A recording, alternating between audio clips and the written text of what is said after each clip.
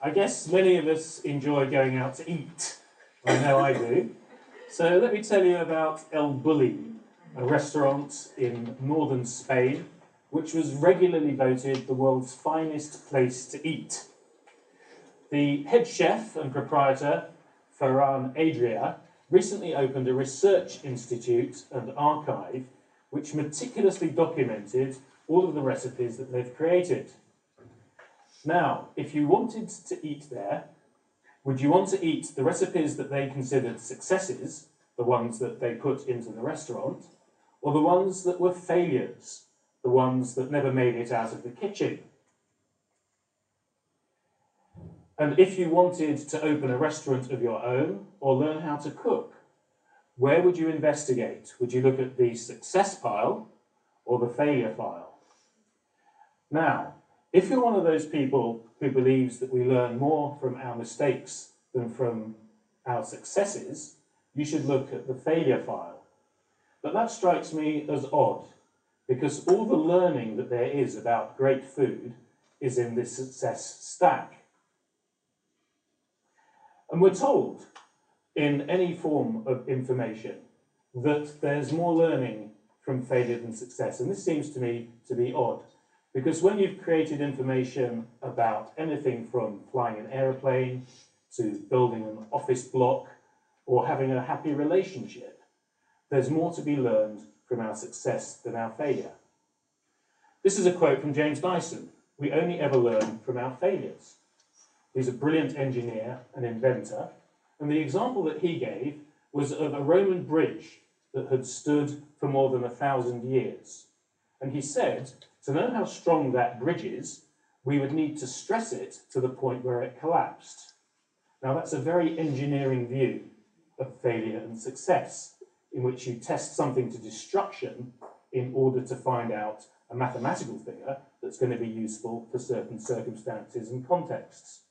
But it neglects all the success that that bridge has had as a means of conveying people from one side to the other, its aesthetic beauty, and even in engineering terms, the fact that it has stood for so long.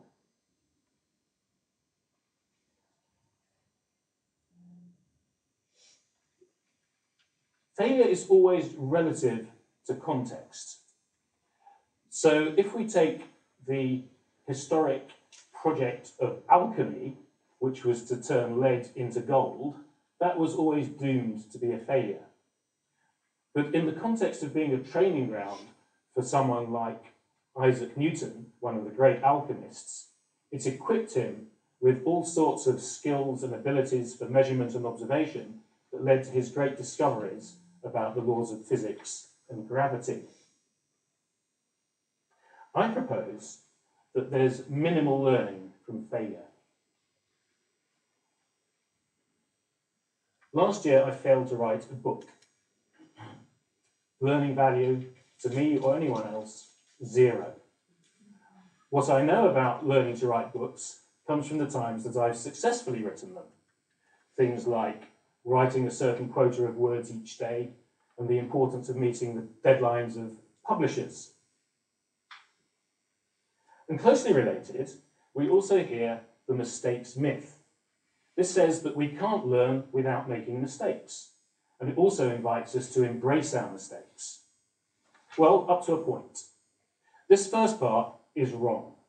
It is possible to learn any process, step by step, whether it's tying a shoelace, playing a piano sonata, or even assembling flat pack shelving. It may be unlikely that you get it right first time, but it is, in theory, possible. And the learning that we have, we mostly want to apply a number of times. And in order to do something a second or third time, you have to have done it successfully at least once. So the learning from mistakes is mostly useless learning. You don't need to crash in order to ride a bike. You don't need to break a leg in order to ski. And you don't need to have your business go bankrupt in order to be a successful entrepreneur. Ask James Dyson. So why is this myth so prevalent? And it does pop up like acne all over the place. I went to a seminar at Stanford Design School, one of the world's leading business schools, where they were talking about creativity, saying that it hinged on mistakes. And the one example that they gave was of a child learning to walk through a series of stumbles. But stumbles aren't even mistakes. In the course of learning how to walk, a child is going to adjust from all of the experience it has, picking up the bits that work and putting them into sequences that will enable them to make progress. A mother wouldn't say of her child, "My child made a mistake," if the child had simply had a small bump whilst toddling. The same is true in a laboratory. A mistake in that environment would be failing to record data, and a failure would be not finishing their projects on time. But the distinctive thing that goes on in laboratories is experimenting, and that doesn't produce mistakes, that produces information or data or results. Contrast those with a professional environment. I wonder if the proponents of it being okay to make mistakes would submit themselves to a mistake-prone dentist with a drill to their mouth, or to a surgeon with a scalpel, or to a nurse coming along with the wrong drugs. That might lead to some interesting learning for all of us. We get confused by context. A driver making a mistake reading a map leads to inconvenience and maybe an interesting story. A driver making a mistake as an avoider of pedestrians or cyclists leads to tragedy.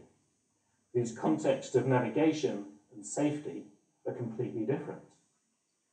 And we get confused by language. The opposite of failure is success. You cannot have one concept without the other. It's like light and dark or profit and loss. But that doesn't tell us anything about how the world works. It tells us about how language works. What's the opposite of mistake? Getting it right? There isn't even really a single word for it, because it seems so unremarkable and unexceptional as the thing that we do most of the time with most things. Even to say, phew, indicates that you've realised that there was some degree of risk in what you were doing, beyond the commonplace. We speak of success when something goes better than expected. Wow, that was a real success. Yet it's mistakes, the things that you're not supposed to do, and usually for a very good reason, that get such a good press. So why is this, and why does it matter? Well, we like drama and stories, and often mistakes and failures are associated with the more interesting and remarkable stories. But that preference can skew our values and our perceptions. Some examples. There's the mistake that turns out well. You go to the cinema, you sit in the wrong seat. That means you meet somebody fascinating. You get on well, and you've been going out with them ever since. It's a mistake that had a good consequence, but you haven't learned anything about where to sit at cinemas or elsewhere. Then there's the happy accident, the surprise result. You want to invent a strong glue. By mistake, you make a weak glue, so you notice that that works and you create the post-it note. Alexander Fleming notices that penicillin kills bacteria. He's using his existing skill of being alert to possibilities. What they haven't learnt is that it's a good idea to leave the lid off Petri dishes or to have dirty laboratories, which was the original mistake. And then there's the rare occasion when there are only a few possible answers and you can learn something by making the mistakes and arriving at the right answer by the process of elimination. That takes us to the learning level of pigeons in a maze, but most situations in our lives are more complex and more interesting. Another source that feeds this myth is the psychology of mistakes. Let's think about an improvised comedy workshop. In an improvised comedy workshop, you're taught the failure bow with which to greet a mistake. This is my friend Ted Smith demonstrating it beautifully at another TEDx event. And that's fine in an improvisation workshop or similar class where the consequence of an error is absolutely inconsequential or minimal. And it's a good idea to reduce the psychological stress of needless perfectionism. It's also why it's a good idea that we no longer beat children in schools for making errors in their schoolwork. It doesn't help the learning. And yet, it has limited application in other parts of life. The psychologists and others also tell us that we learn from our mistakes in life, that they are somehow character forming. And of course, our experience helps us to form our character. But what they usually turn out to be referring to is the counterpart success story associated with that mistake in life, the bouncing back or the resilience. And that's where the valuable learning seems to me to sit. The tennis player Vitas Gerulaitis played Jimmy Connor and lost to him 16 times in a row, and then they met in the US Open final of 1980.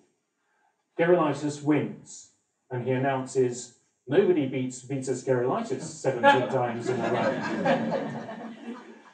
It was an amusing remark, but it conceals the greater truth that success breeds success. And the research bears that out. 60% of tennis players who win the first set go on to win the second set. In any sporting contest that's fairly evenly balanced, you have a winner and a loser. It's the winner that has learnt more about winning. The sports managers tell us when they lose, we should look for the positives, which is right. But it's also true of the winners. They too should look at the positives. That's where the learning is. So, what can we conclude? Be clear about the context that you're working in. Keep things in proportion, appropriate to the size of the stakes, and value feedback, your own and others. In a learning environment, treat mistakes lightly as an invitation to have another go and to start to put together the bits that will enable you to get something right and make progress. That's the one useful contribution of the mistakes movement. It's why we invented simulators for pilots who want to learn how to fly, or for people who want to conduct safety tests in nuclear power plants. If we make a mistake in an organisation, it's worth saying sorry. That will then build trust in you as a manager, and it will encourage other people also to admit to mistakes so they can be more quickly put right and corrected. It's most unfortunate, for example, that politicians feel that they can't admit to making mistakes. The stakes for them are too high. And make use of feedback so that you can quickly adapt to what you're doing, using that improvisational sense of noticing what's happening around you and making small adjustments so that you can get onto the course that you want to be on and get closer to the goals that you're trying to achieve. And you can learn from other people's mistakes, by which is usually meant some tempting moves that are better for you to avoid to save you time and money and get more quickly onto their success stack, which is what made them worthwhile mentors to you in the first place, the things that they succeeded in doing.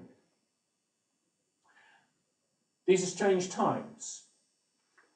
We hold on to this myth of mistakes and failure, and we're searching for tiny scraps of learning in that failure file, and in another time, another place, we could put our attention much more on what works and what goes well, and look into that success stack, and learn from our successes.